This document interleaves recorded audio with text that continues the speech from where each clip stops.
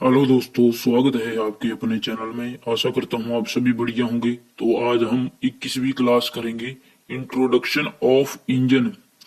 तो इसके आज हम एमसीक्यू क्वेश्चन करेंगे। तो जल्दी से स्टार्ट करते हैं। क्वेश्चन 1 है, ऊष्मा इंजन वह इंजन है जिसमें डैश ताप द्वारा गैसों को फैलाकर प्राप्त की जाती है। चाल, शक्ति, दाब, इनमें से कोई नहीं। तो इसका आंसर है दाब। अगला है, इंजनों का प्रयोग इनमें से किस आधार पर किया जाता है? विविध कार्यों के विविध उद्देश्यों से। ए और बी दोनों, इनमें से कोई नहीं। तो ए और बी दोनों। अगला है, इंजन में पेट्रोल का दहन होता है, इससे क्या अभिप्राय है? तो इसका आंसर है, पेट्रोल के जलने के कारण इंजन में शक्ति उत्पन्न होती है। ऑप्शन बी इसका सही है। अगला है, निम्न में से कौन सा ईंधन ऑटोमोबाइल इंजन में प्रयुक्त नहीं होता?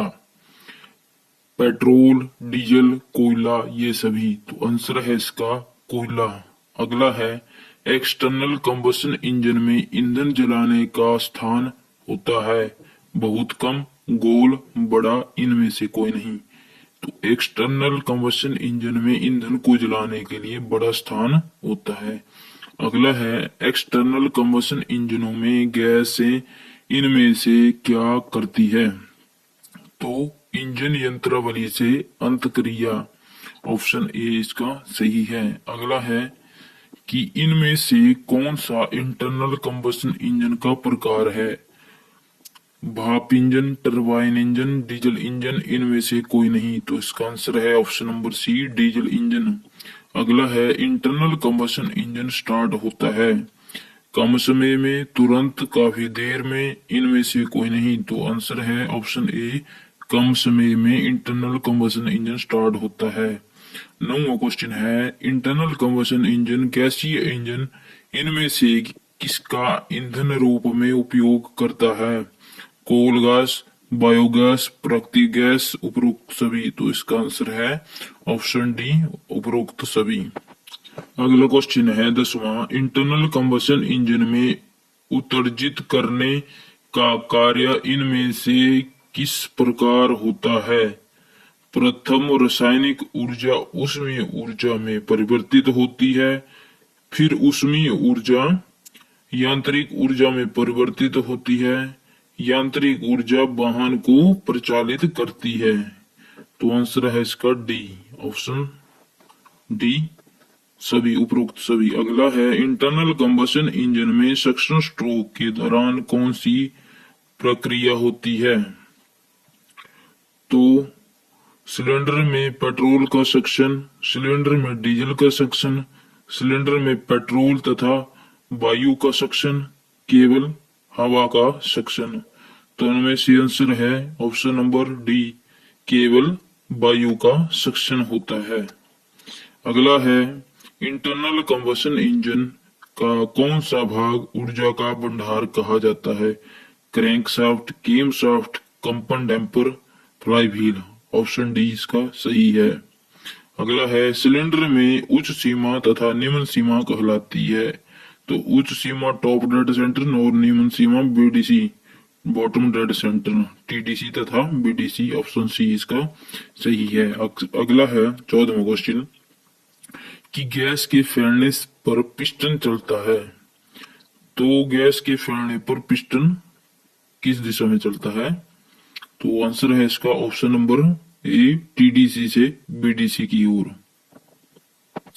क्वेश्चन नंबर 15 है, सिलेंडर में पिस्टन के गति करने के अधिकतम उच्च बिंदु को कहते हैं। तो उच्च बिंदु को कहते हैं टीडीसी, टॉप डेड सेंटर। अगला है, ऑटो साइकिल में कंबस्शन होता है नियत दाब पर, नियत ताप पर, नियत आयतन पर, नियत दाब एवं नियत आयतन पर। तो ये बहुत ही इंपॉर्टेंट क्वेश्चन है। आंसर है इसका सी, नियत आयतन पर। अगला है, डीजल इंजन में ईंधन इंजेक्शन डैश का प्रयोग किया जाता है?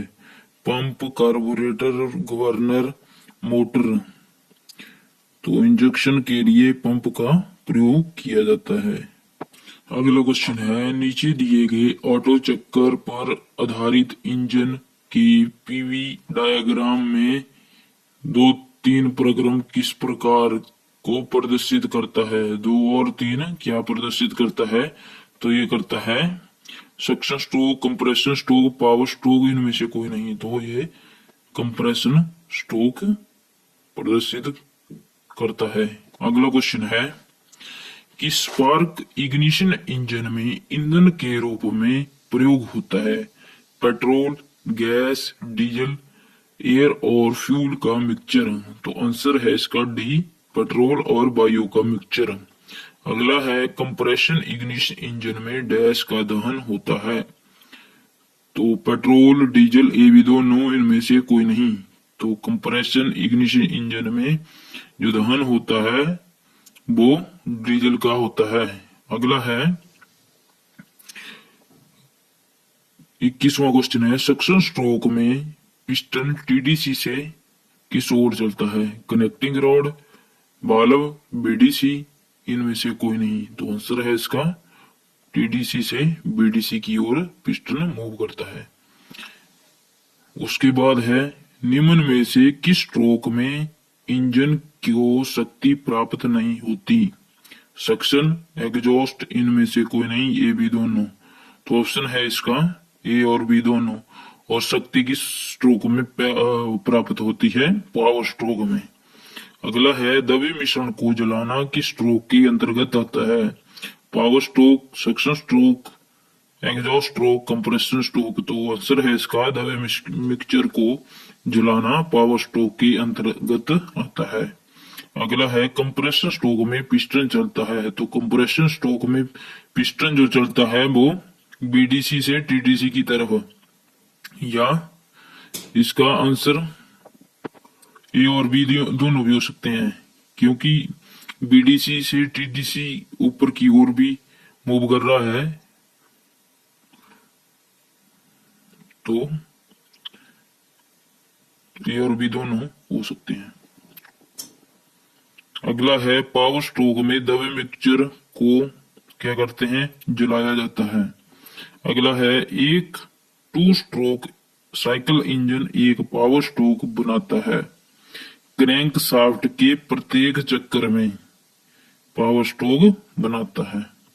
अगला है, 2 स्ट्रोक इंजन में क्रैंक शाफ्ट के प्रत्येक चक्कर में डैश प्राप्त होती है?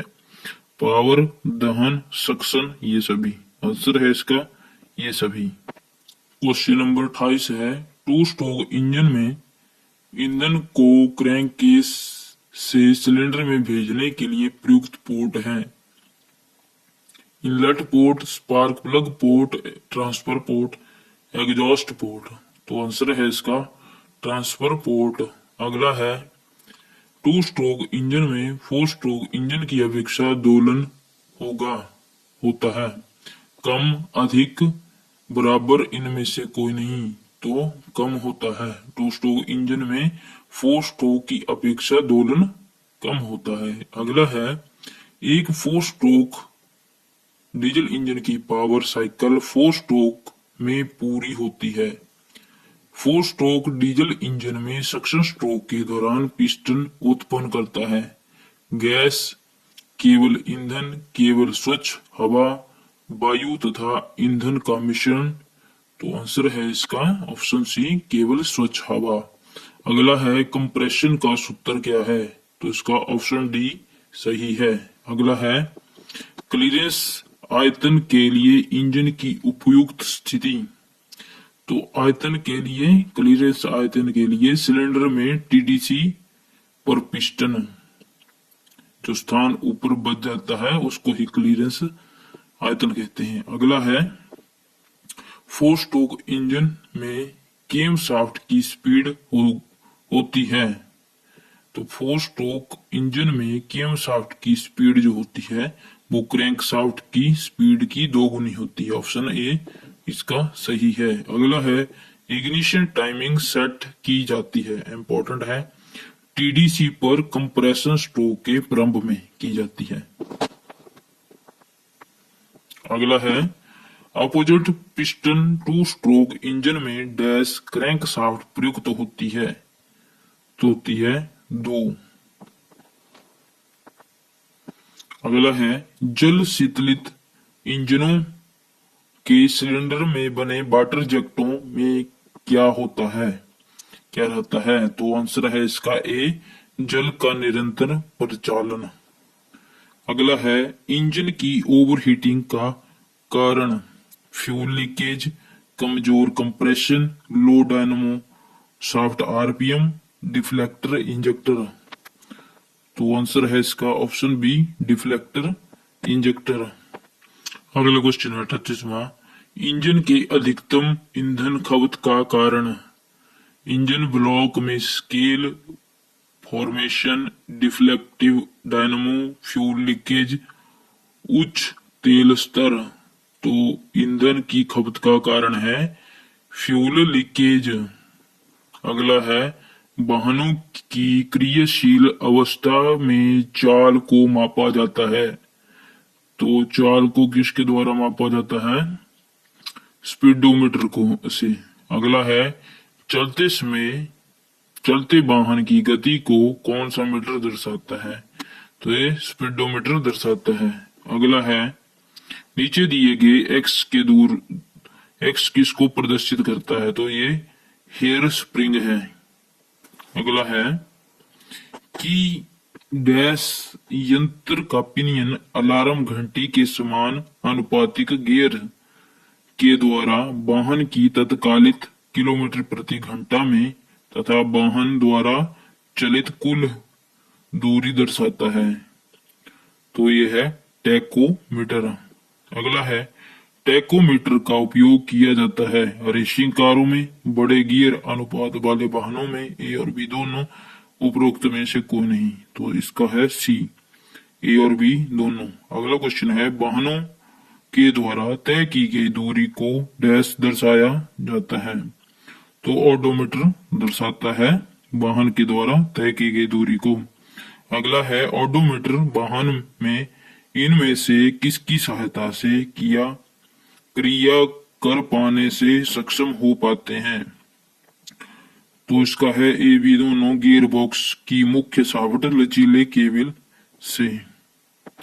अगला क्वेश्चन है नीचे दिए गए चित्र में एक्स किसको प्रदर्शित करता है? तो ये जो एक्स है ये क्या है? तो ये है चुंबकीय शाफ्ट। अगला है ओडोमीटर कितनी दूरी ज्ञात कर सकता है? इन ऑप्शनों में से बताना है। तो ऑप्शन ए 99,999 किलोमीटर। अगला है ओडोमीटर को डैश के नीचे स्थापित किया जाता है, तो ओडोमीटर को स्पीडोमीटर के नीचे स्थापित किया जाता है। अगला है फ्यूल गेज के मुख्य अवयवों की व्यवस्था कैसे रहती है? तो इसका आंसर है ए और बी दोनों, बाहर की ओर डायल गेज, अंदर की ओर विद्युत चुंबकीय हेतु कॉइल। अगला है फ्यूल गेज की कॉइलों के मध्य की पॉइंटर व्यवस्था किस लिए होती है? तो आंसर है इसका डायल पर रीडिंग बताने हेतु।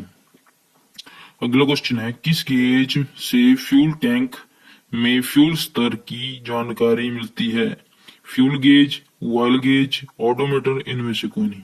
आंसर है इसका फ्यूल गेज के द्वारा फ्यूल टैंक और फ्यूल स्तर की जांच होती है। अगला है जब फ्यूल टैंक उच्च स्तर पर होता है तो सुई प्रदर्शित करती है, तो आंसर है इसका सी, एफ को प्रदर्शित करती है। अगला है इंजन में ऑयल प्रेशर को चेक करने के लिए किस यंत्र का प्रयोग किया जाता है?